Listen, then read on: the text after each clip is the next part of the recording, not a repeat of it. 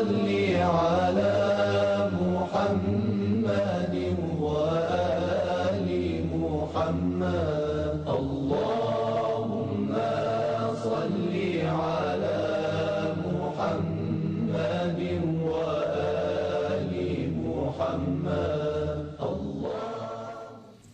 أعوذ بالله من الشيطان اللعين الرجيم بسم الله الرحمن الرحيم الحمد لله رب العالمين والعاقبة للمتقين والجنة للمؤمنين والنار للملحدين والصلاة والسلام على سيد الأنبياء والمرسلين سيدنا ونبينا وشفيعنا أبي القاسم محمد اللهم صل على محمد وآل الطيبين الطاهرين المعصومين المظلومين واللعنة الدائمة الباقية على أعدائهم أجمعين من الآن إلى يوم الدين أما بعد فقد ورد عن رسول الله صلى الله عليه وآله وسلم أنه قال إني تارك فيكم الثقلين كتاب الله وعترتي أهل بيتي ما إن تمسكتم بهما لن تضلوا بعدي ولن يفترقا حتى يردا علي الحوض صلوات بجے محمد اللهم صل على محمد وآل محمد ماہ مبارک رمضان اپنی ایک تربیت کا مہینہ ہے جس میں ہمارے لیے پروردگار عالم نے یہ انتظام کیا ہے کہ روزہ رکھ کر تلاوت کر کے عبادت کر کے استغفار اور توبہ کر کے انسان اچھی باتوں کے قبول کرنے اور اس پر عمل کرنے کے لائق بنتا ہے اور برائیوں سے اپنے آپ کو بچانے کی اس کے اندر طاقت بڑھتی ہے۔ اس ماہ مبارک کا زیادہ سے زیادہ فائدہ حاصل کرنے کے لیے کل میں نے آپ حضرات کی خدمت میں گزارش کی تھی کہ اگر اس مہینے کی خصوصیات پر نظر ڈالیں تو اس کا ہر عمل عام دنوں کے عمل کے مقابلے میں کئی گنا قیمتی ہے۔ ایک آیت کی تلاوت کا جو اجر عام دنوں میں ایک پورے مکمل قرآن کی تلاوت کا جو ثواب عام دنوں میں ملتا ہے وہ ماہ مبارک رمضان میں ایک آیت کی تلاوت پر اللہ عطا کرتا ہے۔ اسی طرح سے ہر نیکی کے لیے اسی طرح کی روایتیں ہیں کہ اگر کوئی مومن کو افطار بھی کراتا ہے، مومنین نے کہا کہ ہمارے پاس اتنا نہیں کھلا سکے کہ چاہے ایک کھجور کھلاؤ، اور اس کے بعد روایت کے جملے کچھ اس قسم کے ہیں کہ اگر کوئی خلوص نیت کے ساتھ اس طرح کا کار خیر کرتا ہے تو اللہ اسے پال پوس کے کوہ ابو قبیس کے برابر بنا دیتا ہے۔ اس خصوصیت کو پیش نظر رکھتے ہوئے اس مہینے میں جوان نسل کی ضرورت اور ہم سب کی ضرورت کو پیش نظر رکھتے ہوئے اس ماہ مبارک میں جو موضوع منتخب کیا گیا ہے وہ ہے معصومین کی زندگی اور ہماری زندگی معصومین کی زندگی کی روشنی میں، سیرت معصومین اور ہماری زندگی سیرت معصومین کی روشنی میں۔ میں نے کل آپ حضرات کی خدمت میں جو بات شروع کی تھی وہ یہ کہ اللہ نے ہم انسانوں کے لیے جو ہدایت کا انتظام کیا ہے اس کے دو حصے ہیں، ایک کتاب ہے اور ایک ہادی ہے، لیکن ان دونوں میں علیکم السلام اگر نظر ڈالیں اور توجہ دیں تو یہ محسوس ہوگا کہ آدمی کتاب کے بغیر تو رہ سکتا ہے لیکن ہادی کے بغیر نہیں رہ سکتا، اس لیے کہ جناب آدم کوئی کتاب لے کے نہیں آئے تھے۔ دوسرے بھی بہت سے انبیاء جو آتے رہے ہیں وہ کتاب نہیں لائے ہیں، لیکن اللہ نے انسان کی خلقت سے پہلے ہادی پیدا کر دیے ہیں جو اس بات کو سمجھاتے ہیں کہ انسان کتاب نہ ہو اور ہادی موجود ہو تو ہدایت حاصل کر سکتا ہے، لیکن اگر ہادی نہیں ہے اور صرف کتاب ہے تو ضروری نہیں ہے کہ آدمی راہ ہدایت پہ باقی رہ جائے۔ اس سے ہادی کی ضرورت کا احساس ہوتا ہے۔ میں نے کل جو بات کہی تھی کہ ہم خوش نصیب ہیں کہ ہم کو پروردگار عالم نے اس امت مسلمہ میں پیدا کیا ہے جس کو آخری کتاب ملی ہے، آخری نبی ملا ہے اور آخری امام ملے ہیں۔ میں اس کی ذرا سے آج وضاحت کرنا چاہتا ہوں سیرت معصومین پر گفتگو تک پہنچنے کے لیے کہ اس خوش نصیبی پہ اگر نظر ڈالیں میرے ان جملوں کا کیا مقصد ہے۔ میرے عزیزو، اللہ نے 1,24,000 نبی جو بھیجے ہیں، یہ 1,24,000 کی تعداد کیوں آئی ہے؟ 313 رسول کیوں آئے؟ اتنی کتابیں کیوں آئیں؟ 4 شریعتیں کیوں آئیں؟ تو روز آپ مجلسوں میں سنتے ہیں اور یہ بات آپ کے علم میں ہے کہ جیسے جیسے انسان کی ضرورت بڑھتی رہی اس اعتبار سے ہدایت کے نظام کو اللہ تفصیل سے بھیجتا رہا۔ ابتدا میں انسان ایک کنبہ تھا، ایک گھر تھا، ایک فیملی تھی، صرف جناب آدم کی فیملی۔ پھر اس کے بعد وہ فیملیز مختلف، وہ فیملی کئی فیملیز میں تقسیم ہوئی، پھر وہ خاندان بنے، پھر قبیلے بنے، پھر نسلیں بنی۔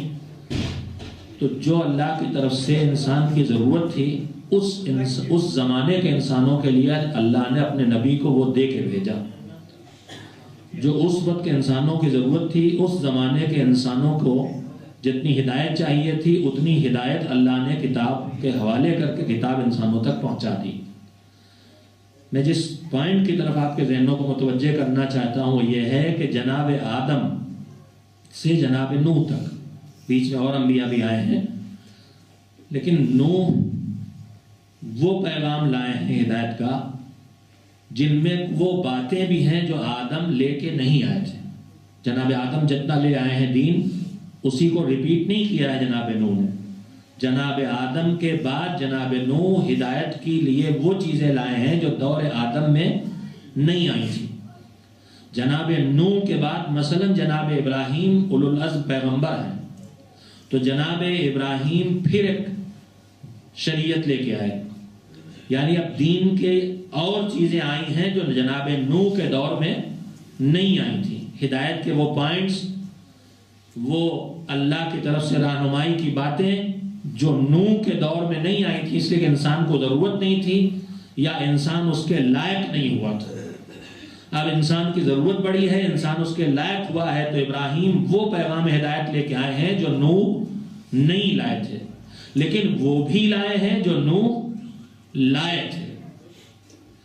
آدم کے پاس وہ ہے جو بھی ہے وہ نوح کے پاس ہے، لیکن نوح جو پیغام لے کے آئے ہیں وہ سب آدم کے پاس نہیں ہے۔ جناب نوح کے پاس جو ہے وہ پیغام ابراہیم کے پیغام میں بھی ہے، لیکن جو جناب ابراہیم کے پاس ہے وہ سب کا سب جناب نوح کے پاس نہیں ہے۔ اگر آپ اس بات کی طرف متوجہ ہو گئے، مثال کے طور پر توریت، زبور، انجیل، قرآن 4 کتابیں ہیں۔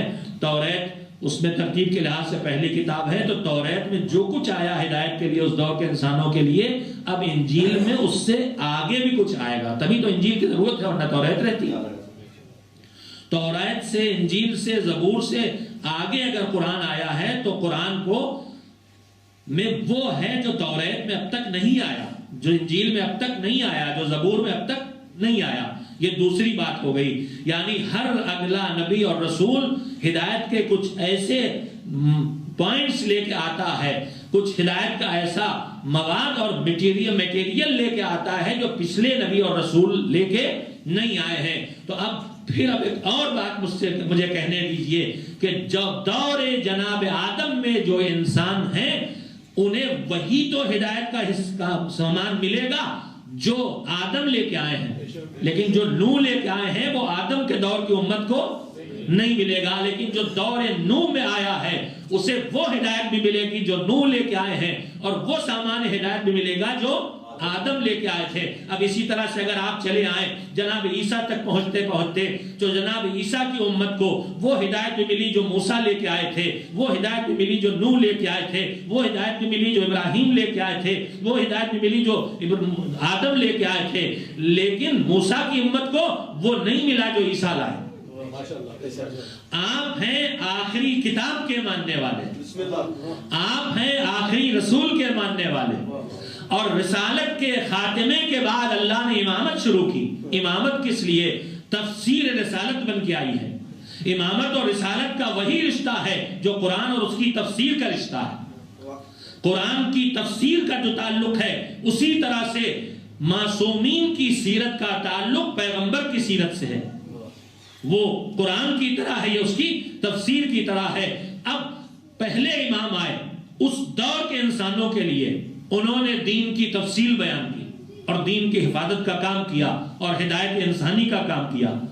پھر دوسرے امام آئے، انہوں نے بھی پیغام ہدایت دیا، پھر تیسرے امام آئے، انہوں نے بھی پیغام ہدایت دیا۔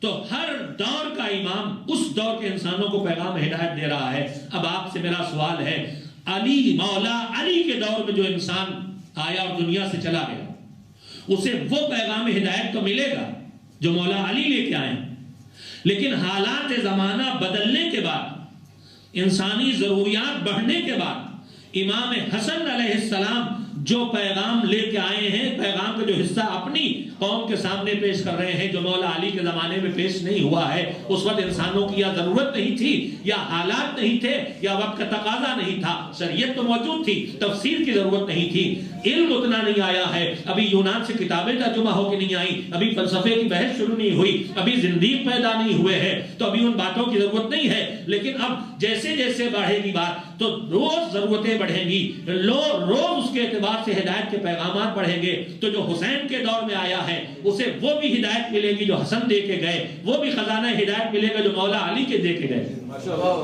لیکن جو مولا علی کے دور میں چلا گیا اسے وہ پیغام ہدایت سننے کو نہیں ملا جو مولا حسن نے پیش کیا یا مولا حسین نے پیش کیا۔ اسی تسلسل سے آپ ائمہ کے درمیان دیکھتے چلے جائیں، جو 8ویں امام کی زندگی میں آ کے چلا گیا اسے 8 اماموں سے ہدایت کا پیغام لینے کا موقع ملا، لیکن 9ویں امام سے اسے پیغام ہدایت جو ملنا ہے وہ اسے نہیں ملا ہے۔ میرے عزیزو، بس میں نے 3 باتیں کہیں۔ پہلی کتاب کا ماننے والا دوسری کتاب کے ہدایت کا فائدہ نہیں اٹھا پاتا، پہلے نبی کا ماننے والا دوسرے نبی کی ہدایت کا فائدہ نہیں اٹھا پاتا، پہلے امام کے دور میں دنیا سے چلا جانے والا دوسرے تیسرے 10ویں 11ویں 12ویں امام کے ہدایت کا فائدہ نہیں اٹھا پاتا۔ لیکن ہماری خوش نصیبی ہے کہ ہم آخری نبی کے ماننے والے ہیں، آخری کتاب کے ماننے والے ہیں، آخری امام کے دور میں اللہ نے ہم کو پیدا کیا ہے، یعنی آدم سے لے کر خاتم تک جتنا پیغام ہدایت ہے سب ہمارے ساتھ ہے، قرآن سے تک جتنا پیغام ہدایت ملا ہے وہ سب ہمارے ساتھ ہے، پہلے محمد سے لے کے آخری محمد جتنا پیغام ہدایت آیا ہے وہ سب ہمارے ہاتھوں میں ہے،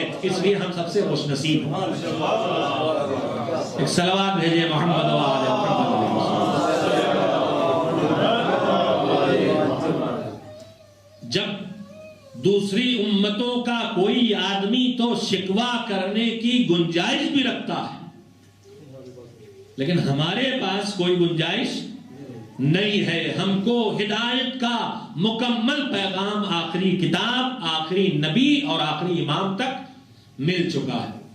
اب اس کے بعد کل میں نے ایک جملہ کہا تھا کہ ایک سورج جو ان کے طفیل میں بنا ہے اس کی روشنی ہر جگہ پہنچ جاتی ہے۔ ہمارے پاس تو ہدایت کے اتنے بڑے بڑے سورج ہیں جن کے طفیل میں سورج بنا ہے، پھر ہماری زندگی میں کہیں تاریکی اور ظلمت اور اندھیرا باقی نہیں رہ جانا چاہیے۔ اس کی وجہ کیا ہے؟ بس آج پھر تقریباً تمیلی گفتگو، کل سے انشاءاللہ پیغمبر اکرم حضرت محمد مصطفیٰ صلی اللہ علیہ وآلہ وسلم کی ذات گرامی، ظاہر ہے کل گفتگو کا وقت آدھا گھنٹہ رکھا گیا، اس میں بھی کچھ آپ کی تاخیر کچھ ہماری تاخیر ملا کے 10 منٹ اور کم ہو جاتے ہیں، تو اب اس میں کیا گفتگو ہو سکتی ہے؟ ایک ایک شخصیت اشروں تک گفتگو کی جائے تب کچھ گفتگو ہو سکتی ہے، لیکن بہرحال کوشش کی جائے گی مختصر صحیح لیکن کوئی نہ کوئی پیغام اور سیرت کا ایک مختصر سا خاکہ پیش کیا جا سکے۔ میرے عزیزو، میں آج ایک جائزہ لینا چاہتا ہوں آپ حضرات کے سامنے کہ آخر اتنا سامان ہدایت ہمارے ہاتھوں میں ہے، پھر اس کے بعد ہماری زندگی میں جگہ جگہ کیوں اس کا اثر نہیں دکھائی دیتا؟ اس کی وجہ کیا ہے؟ اس میں سے ایک رخ ہے جو آپ کے سامنے رکھنا چاہتا ہوں. مولا کائنات امیر المومنین حضرت علی بن ابی طالب علیہ السلام اور ان کی نسل میں آنے والے سارے ائمہ طاہرین، ان کی سیرت میں ان کی فضیلتوں کے مختلف رخ ہیں، اور صرف یہ وہ خاندان ہے دنیا میں ہر انسان کے پاس ایک کمال یا ایک ہنر آتا ہے اور وہ بھی پورا نہیں. کئی کمال اور کئی ہنر ایک ساتھ جمع نہیں ہوتے کہ آدمی مسلح کا سب سے بڑا عبادت گزار بھی ہو اور میدان کا سب سے بڑا شجاع بھی ہو. یہ اس خاندان کی صفت ہے.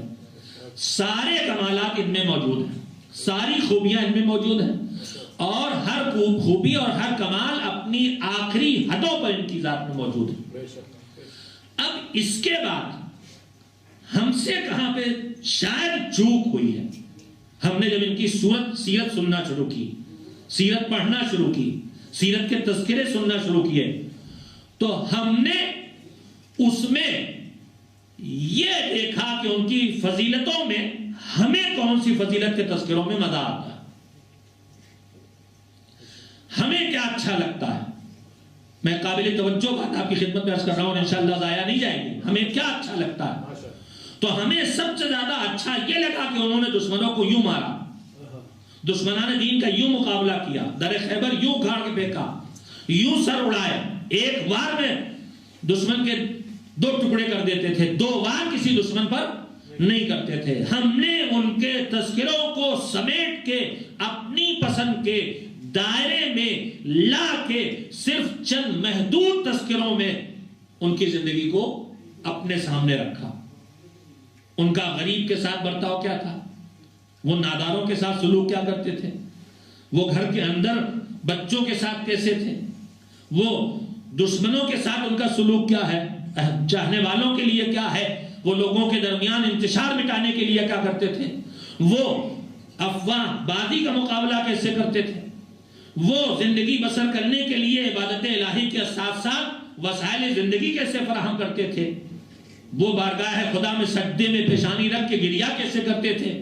یہ زندگی کے نہ جانے کتنے ایسے پہلو ہیں جن پر ہماری اتنی نگاہ نہیں پڑی جتنی نگاہ اس پر پڑی کہ ان کی تلوار کیسے چلتی تھی، وہ سر کیسے اڑاتے تھے، وہ گردنیں کیسے کاٹتے تھے. میرے عزیزوں میں ایک جملہ کہنا چاہتا ہوں آپ کی خدمت میں، انشاءاللہ آپ اس کی قیمت کو محسوس کریں گے. یہ جو گردنیں کاٹنا، دشمن کو نیست و نابود کرنا ہے، یہ ان کے اوپر ایک فریضہ ہے اللہ کی طرف سے، لیکن یہ ان کا شوق نہیں ہے. سروں کا کاٹنا ان کا فریضہ ہے لیکن ان کا شوق نہیں ہے. ان کا شوق ہے سر کو بارگاہ الہی میں جھکانا. ہم نے صرف اتنا دیکھا کہ جو ان کا فریضہ ہے مگر ان کا شوق نہیں ہے، ہم اس کے تذکرے کرتے رہے. جو ان کا فریضہ بھی ہے اور ان کا شوق بھی ہے، ان تذکروں کی طرف ہم کب گئے ہیں. ضرورت اس کی ہے کہ ہم ان تذکروں کی طرف جائیں جو ان کا فریضہ بھی ہے اور جو ان کا شوق بھی ہے. ان کا شوق ہے بارگاہ خدا میں پیشانی رکھ کے فریاد کرنا. ان کا شوق ہے روزہ کھولنے کے لیے بیٹھیں اور دروازے سے کوئی آواز آ جائے کہ میں بھوکا ہوں تو اپنے سامنے کا افطار اٹھا کے دے دینا.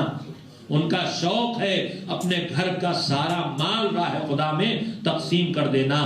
میرے عزیزوں، میرے پاس وقت ختم ہو گیا، لہذا میں آج بات کو یہیں پہ روک کے میں نے یہ بات صرف اس لیے کہی ہے کہ ہماری زندگی کی جتنی ضرورتیں ہیں، جتنے مسائل ہیں حیات کے، چاہے وہ ہمارے آپس کے تعلقات ہوں، چاہے رشتوں کے مسائل ہوں، چاہے کاروبار کے مسائل ہوں، چاہے سیاست کے مسائل ہوں، زندگی، تجارت اور جس طرح کی بھی زندگی کے مسائل ہیں، ان کے لیے سیرت کے نمونے معصومین کی زندگی میں موجود ہیں.